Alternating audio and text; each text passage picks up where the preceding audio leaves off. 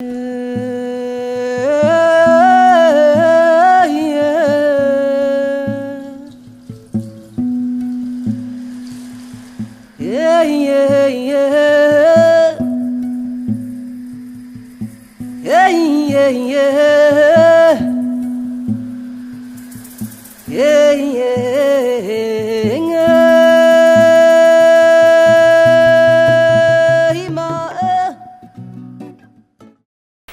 have been working in a think tank in Nigeria, which is called the Nigerian Institute of Social and Economic Research, NISER.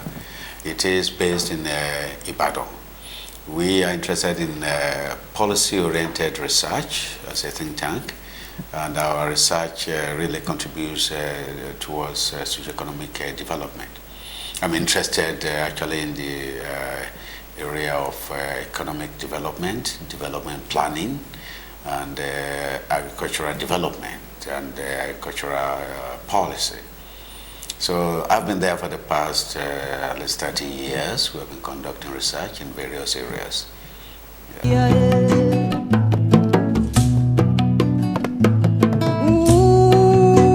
Yeah, this course is on fundamentals of development planning in Africa. This is the second in the series of courses on development planning, and it is very vital for African development because EDEB has discovered and agreed that development planning is necessary if we are to really sustain economic growth and have sustainable development in Africa. And you will recall that several years ago, at independence, many African countries actually started series of development planning exercises. But at a point in the 1980s, the exercise was stalled, was actually scuttled by a change in paradigm in terms of philosophy of development brought about by the structural adjustment programs. And these structural adjustment programs, you know, were externally motivated, and people, African governments and African leaders were discouraged, dissuaded, persuaded from continuing their regular planning exercises.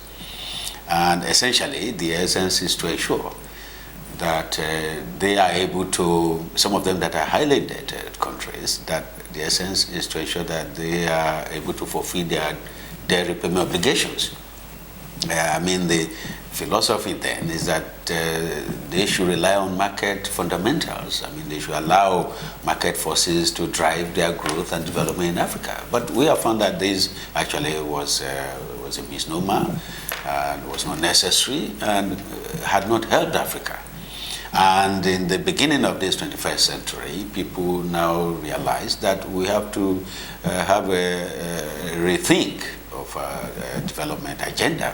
And there was a resurgence in the visioning and planning process in Africa. Many African countries started to have visioning exercises. We have Vision 2020 in Nigeria, Vision 2030 in Kenya, and several African countries.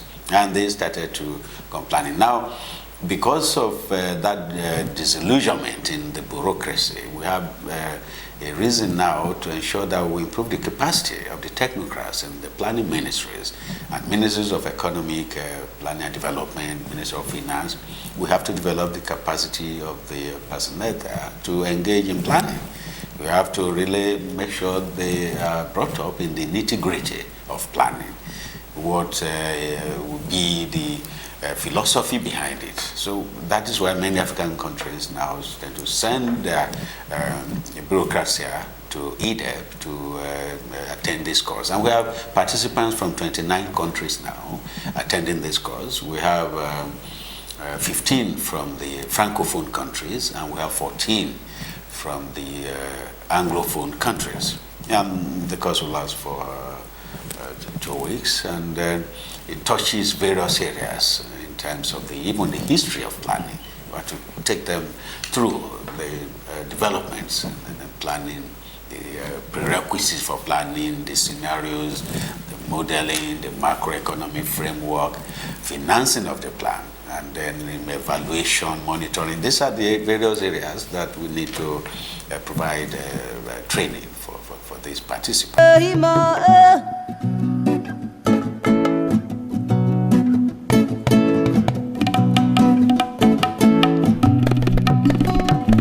Yeah, the lecture I delivered yesterday on conceptualizing the research and policy interrelationships in Africa was actually motivated by our interest in the need for tapping into the knowledge community and get ideas which will drive the African development agenda. And I was pleased, actually. The attendance yesterday was quite impressive. We have diplomats, we have technocrats, we have development partners, and we have high-level officials from planning ministries, from IDRC, experienced professors from the universities, people from UNICEF, UNESCO, and even civil society. In fact, think tank, you're present. And we have an exchange of ideas on various issues connected with the production of knowledge. We found out that research actually cannot be detached, particularly policy-oriented research cannot be detached from the development priorities that we have. And we feel that the crystallization of ideas and then the production of the ideas that should nurture and nourish all these development priorities should be taken as a matter of priority by policy makers in Africa. And these are the issues we addressed yesterday. We have to build up the capacity of African researchers and African policy makers, and we have to strengthen the link between research and policy. First of all, yesterday we examined how we could do this, and we give examples of the weaknesses which we have found in terms of what have been on ground even at the African Union level. And right from 2011, the African Union came up with the idea that there should be an African Research Council, and the task force was set up. I was a member of this task force, and we prepared a report, and I'm happy that the report had been used. The aftermath is that the STISA, the Scientific and Technological Innovation Strategy for Africa from 2014 to 2024, will rely on this council that means set up, African Science and Technology and Innovation Council, has been set up by the African Union and then approved by the member states. And this will provide the knowledge base to drive the implementation of STISA during the next 10 years. And this is very important. But we are suggesting that we have to strengthen and streamline the operations of this council. It shouldn't be ad hoc, as it were now, so that we will be able to do research in kind of in a way that the priority areas that have been identified in the African 2063 agenda will be driven by research ideas that are coming from African universities, policy research centers all over Africa. And we emphasize the need to really harmonize operations. The research community, the policy community must work together. The end users of knowledge must also work together. And we should de-emphasize the monopolization of ideas by each of the communities. The research community should not monopolize ideas in terms of producing knowledge. Rather, they must seek and work together with policymakers. The policymakers also cannot monopolize solutions. We can seek solutions together. The users of research output, the producers themselves, and the policymakers in particular should work together right from the beginning of the conduct of research, because it's very important. And we also come up with this idea of research policy intelligence yesterday. as a framework that we are putting forward to really look at critical areas of research that are sensitive and that we need to be conducted in a noiseless environment. For example, if you're looking at your relationship with external bodies in terms of ideas and technologies that are being provided to Africans or to African nations, which you look at the motives, the ulterior motives, you look at the beneficiaries, and you look at the impact on our own development trajectory, especially the strategy we have set for ourselves within the framework of African 2063 agenda. We also advocate interactions, concrete arrangements, mechanisms that can strengthen interactions between policymakers and the researchers. For example, an exchange program, which we are advocating, a kind of institutional approach that will allow policymakers to have some of their personnel to work in some reputable research institutions for a brief period, maybe 2 weeks, like what we did yesterday. This is an interaction between a kind of a development organization, and we have policymakers that come here for 2 weeks to interact and share experience with people who will do research. This is very important. In a similar vein, even researchers, from universities or policy research institutes, can have a brief spell in policy departments to work with them, to do analysis, and to work on policy development, which is a very important process.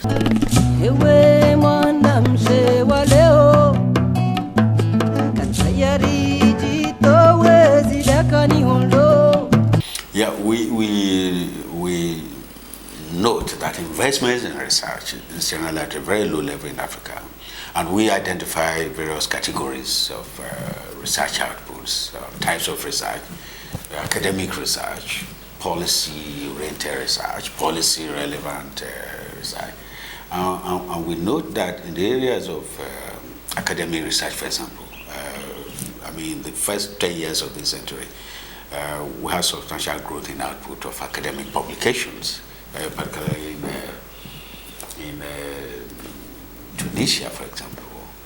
In Uganda, for example, we have substantial increase in the publication. In Nigeria, for example, we have a lot of research institutions. In the agricultural sector alone, we have over 18 research institutions that are coming out with technologies that have been sustaining the cultural. Yeah, so there's an improvement in this area, but in terms of the investment, we have not actually reached probably the 1% of expenditure as a proportion of gross expenditure on research, for example. We have not been able to meet this target, but it will take some time, and it will take a lot of commitment of government to do this, to recognize the need to invest in the knowledge society, because knowledge is power, and we need to develop this very well.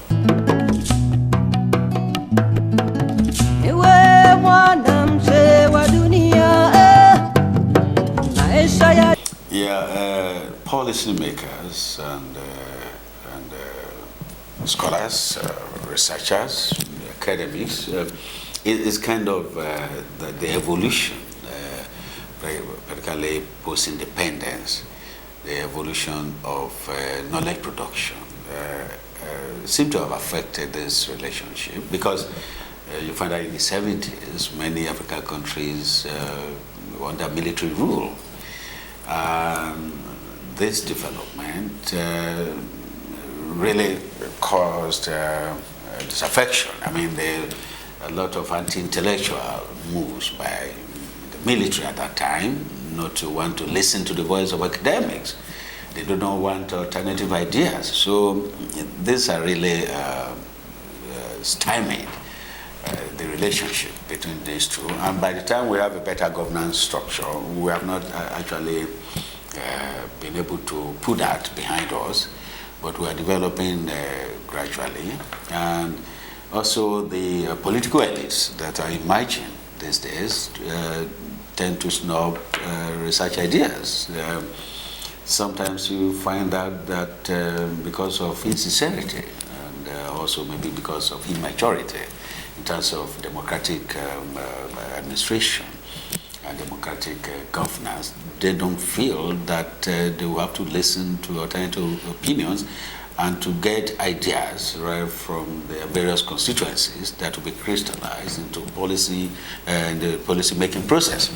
So, and some of the researchers also, the environment, the research environment is not sufficiently conducive to allow openness in the way they conduct research and to also make them interested in policy research. So some of them may want to stay back and do academic research and go along their own career and follow their own trajectory, maybe from researchers or lecturers in the university, and to assume the position of professor.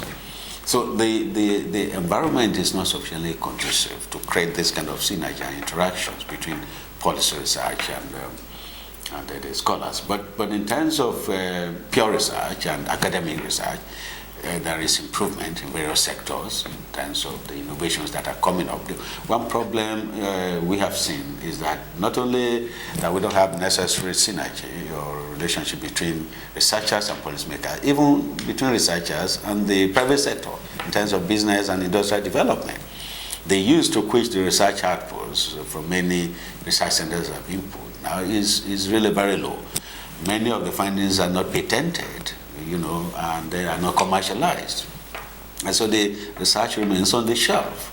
And this is one area where we need to make improvement. We need to create synergy in terms of the funding and interest of the private sector in research and in the commercialization of the research output. In Nigeria, for example, the research institutes have produced a number of technologies in various areas, in the livestock sector, as also as in the crop subsector. But the extent to which these technologies are commercialized remain something we need to improve. So this is one area.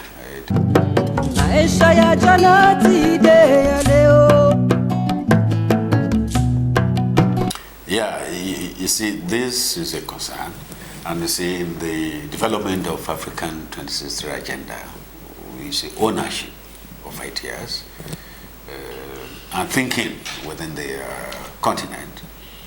Now it's now being pursued and is given a high level of priority. It's been recognized that we need to think properly within and then articulate what is best for Africa.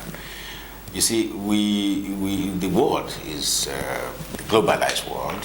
Knowledge is becoming increasingly globalized, but we need to increase our ability to compete even in the knowledge world. And it's not by just taking hook, line, and sinker any idea that is externally motivated. So we need to assess these ideas and then see how they can be beneficial and how we can reorient such ideas towards the goals that we've set for ourselves. These institutions, World Bank, IMF, and so on, they should be regarded as development partners. We should have some cooperation with them. It should be development cooperation, but it should be based on the priorities that have been identified. I think that is what we need to encourage, because no community should see itself as an island in terms of knowledge production, even development. But we should see that it should be a win-win game and not a zero-sum game all the while. So I think that is one area that we need to look into in terms of also financing the implementation of some of these ideas. Sometimes due to lack of finance or commitment to efficiently allocate financial resources, we create loopholes for external finance that also now make decisions to continue to flow from the source of those funds into the economies. So I think this is what we need to review and reverse the trend, and then have more intellectual inputs into our policy making process.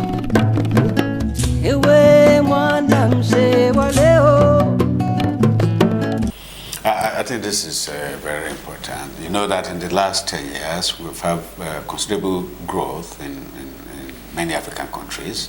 Some of them are in the category of the highest growing economies in the world now. But at the same time, and paradoxically too, we have also the level of unemployment rising beyond something that can be acceptable. And this is already a concern.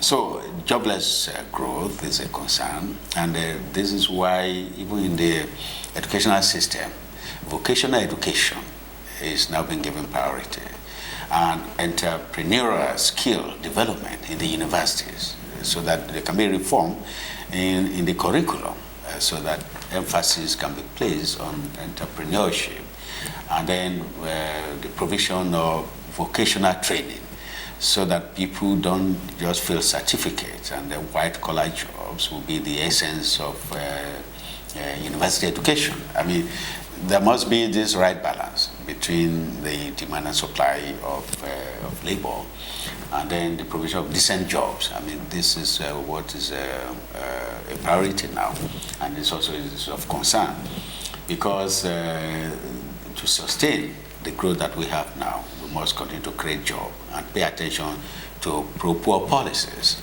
Policies must be oriented towards alleviation of poverty, and some basic sectors really need investment, like the agricultural sector, for example.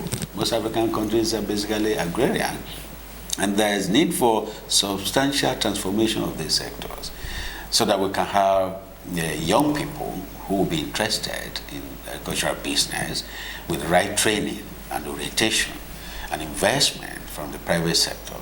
Then we can create more jobs and we can create wealth, and then we can sustain the growth that we have now. So I think this is a matter of concern. And then there's need to diversify many of the economies, because many of these economies rely on one product or two. Some that rely on extractive industries need to diversify because of the volatility and dynamics in the international markets for these commodities. So I think that is also very necessary. As we plan for development in Africa, we should look at areas of investment in the various sectors and not to focus on a few sectors that cannot open up employment and job opportunities.